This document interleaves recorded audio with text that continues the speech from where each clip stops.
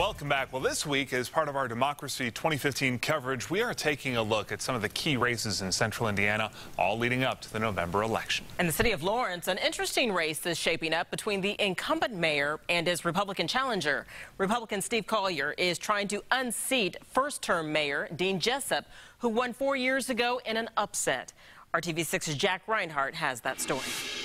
Our headquarters is just up the road here, but I'll take you back where I actually grew up. First-term Councilman Steve Collier now aspires to become the next Lawrence mayor.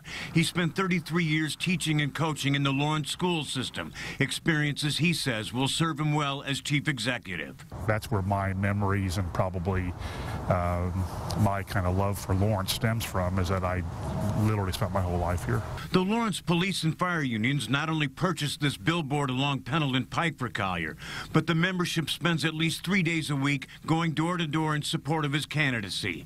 Collier says the current mayor has cut public safety positions and left equipment in disrepair. I went out and looked at an engine, and it had 4 ball tires on one side.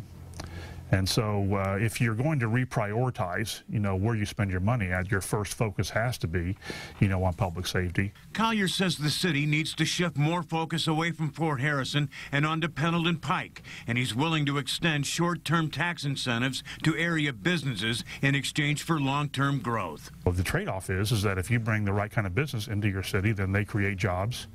They settle here in the city of Lawrence, and then now you have your income tax, expansion as you go through there. There's no need to think about raising taxes at any level. I'm very, very proud of what we've accomplished in 4 years. 4 years ago, Dean Jessup pulled off a political upset, becoming only the second Democrat elected Lawrence mayor in the city's 166-year history. Jessup takes credit for trimming an inherited $2 million deficit and for increasing the city's bond rating from A- to A stable. People are happy to live here and proud to live here again. They like what we're doing, and they're jumping on board and helping. But Jessup has come under fire for cutting public safety positions, closing firehouses, and closing the city's animal shelter after a number of dogs and cats were found malnourished and starved to death. I'm trying my best to keep this city safe, and I think I'm doing the job. Aggravated assaults are down 33% in the city of Lawrence, as well as our homicide rates down. Normally we only have about 4, and I think we've had 2 this year. With less than 2 weeks remaining in the campaign, some are calling the Lawrence mayor's race too close to call. In Lawrence, Jack Reinhardt, RTV6.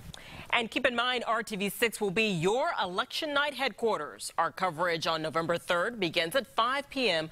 with continuous coverage throughout the evening on HTSN and the RTV6 app. And then at 11, reaction from the winners and losers. Now your Storm Team 6 forecast.